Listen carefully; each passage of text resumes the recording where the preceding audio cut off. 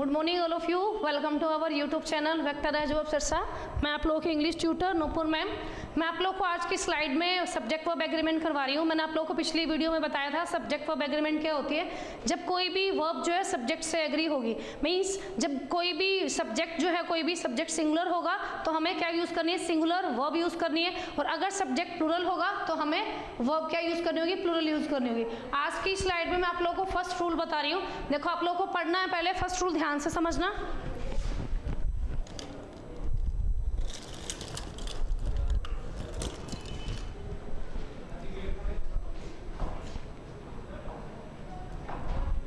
आप लोगों को ये रूल ध्यान से देखने हैं पहले, फिर मैं करवाती हूँ आप लोगों को।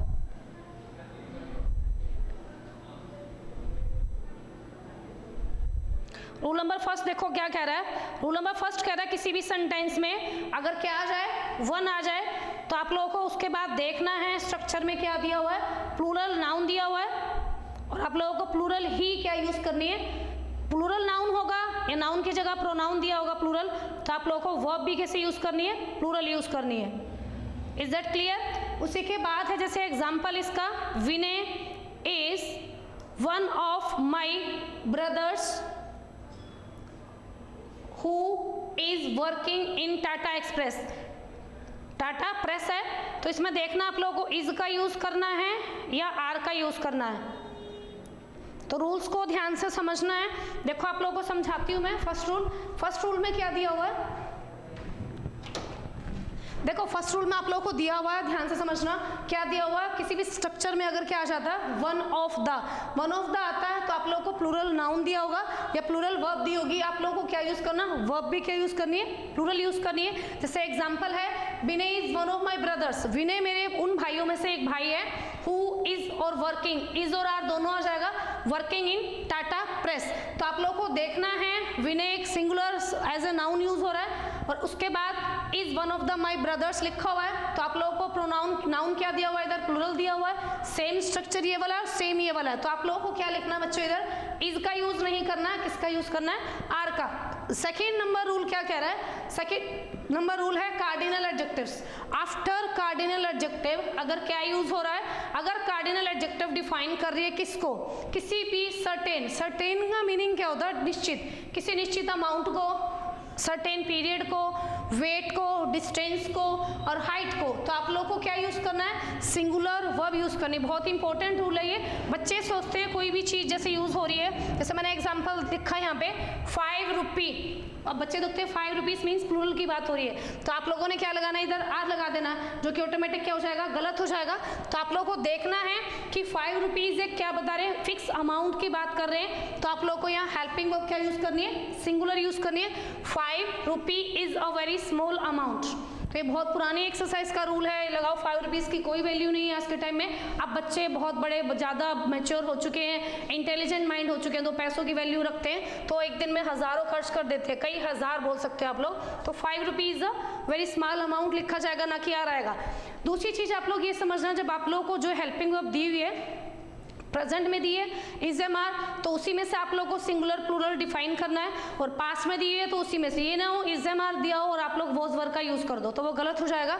इसी का नोट है, आफ्टर कार्डिनल एडजेक्टिव्स, किसी भी कार्डिनल एडजेक्टिव के बाद, कार्डिनल एडजेक्टिव बाद प्लूरल नाउन आता है और वो डिफाइन कर रहा है यूनिट को, तो क्या यूज होगा, प्लूरल वर्ब यूज होगी। क्या यूज होगी, प्लूरल वर्ब यूज होगी। जैसे मैंने एग्जाम्पल लिखा 50 रुपीज आर। अब आप लोग को पता है आफ्टर कार्डिनल एडजेक्टिव्स, किसी भी कार्डिनल एडजेक्टिव के बाद प्लूरल नाउन यूज हो रहा है, डिफाइन कर रहा है यूनिट को, मींस डिवाइड हो रहा है, डिवाइड की बात हो जाएगी, एज ए यूनिट यूज हो रहा है, तो क्या हो जाएगा, प्लूरल वर्ब यूज होगी।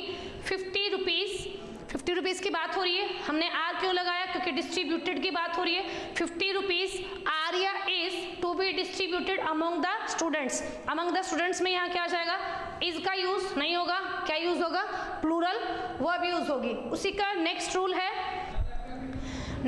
इसमें अगर किसी सेंटेंस के स्ट्रक्चर में आ जाए ए या एन, क्या आ जाए, ए या एन आ जाए, तो ए और एन में क्या लिखना है, देखो सिंगुलर कोलेक्टिव नाउन। और ऑफ होगा, फिर प्लूरल नाउन होगा, आप लोगों को सिंगुलर वर्ब यूज करनी है। जैसे एग्जांपल है, मैं आप लोगों को लिटरली पहले बताती हूँ, अ बंच ऑफ कीज। अब बच्चे सोचते हैं बंच ऑफ कीज क्या हो जाता है, बंच जो है ग्रुप है, लेकिन आप लोग ये देखते हो चाबियों का एक गुच्छा होता है, एक गुच्छे की बात हो रही है, उसमें कीज ज्यादा है, लेकिन किसकी हो रही है, ए बंच ऑफ कीज की बात हो रही है, ए बंच ऑफ ग्रेप्स। वैसे ही इधर दिया हुआ flock of sheep, a set of combs, crowd of people, a series of events दिया हुआ, an army of soldiers, a class of students, team of players दिया हुआ, pair of shoes दिया हुआ। तो आप लोगों को ये देखना है कि एक जोड़ी शूज की बात हो रही है, एक पेयर की बात हो रही है, एक पेयर शूज की। तो वैसे इधर लिखा अ टीम ऑफ प्लेयर्स। अब आप लोग देखते हो बच्चों की क्या आदत होती है, जो साथ में हेल्पिंग वर्ब के साथ जो नाउन लगा है उसी को मोस्टली ज़्यादा बच्चे प्रेफर करते हैं। अगर सिंगुलर है तो सिंगुलर, रूल को फॉलो नहीं करते, तो रूल को आप लोगों को ध्यान से समझना है। क्या लिखा, a team of players means एक टीम है, किसकी, प्लेयर्स की। तो अ टीम, एक टीम की बात हो रही है, तो यहाँ हमेशा क्या लग जाएगा, हैव का यूज नहीं होगा, क्या यूज होगा, हैज का यूज होगा, क्योंकि जब भी कहीं ए एन और सिंगुलर कोलेक्टिव नाउन है तो वहां हमेशा सिंगुलर ही वर्ब यूज होगी। उसी के बाद है हमारा रूल नंबर 4। रूल नंबर 4 क्या कह रहा है हमारा, देखो कुछ सम नाउन्स क्या होते हैं जो है अनकाउंटेबल होते हैं। मैंने आप लोगों को बहुत बार बताया अनकाउंटेबल कौन से होते हैं, जिन भी नाउन्स के पीछे अगर हम एस और एस लगाते हैं और वो मीनिंग नहीं देते हैं एस और एस लगाने पर, दैट इट मीन्स ये क्या हो जाएगा, अनकाउंटेबल। जैसे हम फर्नीचर की शॉप पे गए, सपोज करो मैंने आप लोगों को एडवाइस दी, सजेशन दिया, तो आप ये गिन पाओगे कितना सजेशन दिया, कितना एडवाइस दिया, नहीं ना, तो ये क्या हो जाएगा, अनकाउंटेबल हो जाएगा। अगर इन्हीं को सिंगुलर बनाना है तो इनके आगे कुछ वर्ड्स ऐड करने होंगे, पीस ऑफ, लॉट ऑफ, ये आप लोगों को वर्ड यूज करने हैं किसी भी कोलेक्टिव अनकाउंटेबल नाउन के आगे। जैसे फर्नीचर है, फर्नीचर क्या है हमारा, अनकाउंटेबल नाउन है, फर्नीचर्स कभी नहीं होता, एडवाइजेस कभी नहीं होगा, news, information, luggage, baggage, percentage, poetry, knowledge, dust, traffic, music, stationery, scenery, bakery, crockery, behaviour, used as uncountable noun. ये सारे क्या है, अनकाउंटेबल नाउन की तरह यूज होंगे। और क्या यूज होगी, जहां भी आप लोगों को लगे कि अनकाउंटेबल नाउन है तो आप लोगों को क्या यूज करना है, सिंगुलर वर्ब यूज करनी है। द न्यूज इज और are true, the news is और आर ट्रू। ये जो न्यूज है वो कैसी है, ट्रू है, तो आर का यूज नहीं होगा, क्या यूज होगा, इज का यूज होगा। वैसे ही वो कह रहा है to make these nouns singular, इन नाउन्स को सिंगुलर बनाने के लिए हमें क्या करना है, अ वर्ड लगाना। कौन सा word, a piece of, an item of, a bit of, ये आप लोगों को वर्ड यूज करना है। जैसे लिखा मैंने इधर,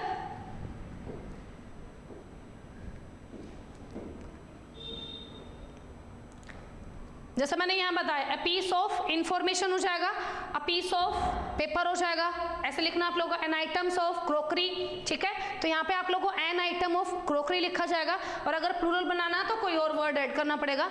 नेक्स्ट है रूल नंबर 5 हमारा। रूल नंबर 5 क्या कह रहा है, कुछ some nouns look like plural, कुछ नाउन जो है प्लूरल यूज होते हैं but use as a singular, लेकिन कैसे यूज होंगे, एज अ सिंगुलर यूज होंगे। डिसीज नेम है, किसी भी बीमारी का नेम, मीजल्स, मम्स, शिंगल्स, या फिर किसी भी नेम ऑफ गेम्स, किसी भी गेम का नेम हो सकता है। बिलियर्ड्स, अब बच्चे सोचते हैं बिलियर्ड्स, गेम का नेम नहीं सोचते थे, तो एस और एस लगा है, ऑटोमेटिक इधर हेल्पिंग अब क्या यूज होगी, प्लूरल, नहीं, गलत हो जाता है। Darts, droughts, name of country है, यूनाइटेड स्टेट्स है, यूनाइटेड नेशंस है, ईस्ट इंडीज है। नेम ऑफ बुक्स है, नेम ऑफ बुक्स आप लोगों को मोस्टली नहीं पता होता, कुछ एक जो आप लोगों ने पढ़ी होती है उनके बारे में पता होता है, तो आप लोगों को बुक के नाम पता होने चाहिए। Arabian Nights, arms and man, rivals, lions and the east. तो ये बुक्स नेम अगर आता है, कंट्री नेम है, गेम नेम है, या फिर आप लोगों का डिसीज नेम है, ये हमेशा कैसे यूज होंगे, आप लोगों को सिंगुलर यूज करने हैं। इन्हीं के साथ एक रूल और ऐड है, सब्जेक्ट नेम। किसी भी सेंटेंस में अगर सब्जेक्ट नेम आता है तो वो क्या यूज होगा, एज ए सिंगुलर यूज होगा। जैसे लिखा है इधर फिजिक्स, फिजिक्स है, इकोनॉमिक्स है, सिविक्स है, मैथमेटिक्स है, एथिक्स है, जिम्नास्टिक्स है, पॉलिटिक्स, ये हमेशा क्या लेंगे, हेल्पिंग वर्ब, सिंगुलर यूज करेंगे। जैसे एग्जांपल है मीजल्स इज और are a dangerous disease, measles तो क्या हो जाएगा, मीजल्स क्या है, डिसीज नेम है, तो बच्चे सोचते हैं आर आ जाएगा, आर नहीं यूज होगा, इधर क्या यूज होगा, इज यूज होगा। मैंने आप लोगों को बताया डिसीज नेम है, नेम ऑफ कंट्री है, सब्जेक्ट नेम है, हमेशा सिंगुलर वर्ब लेते हैं। उसी के बाद है नोट इसका फर्स्ट, किसी भी अगर एग्जाम्पल में आप लोग को याद रखना है कि विदाउट एंडिंग एस, कुछ शहर कंट्री के नेम कैसे हैं जिनमें एस और एस नहीं लगता है, विदाउट एंडिंग,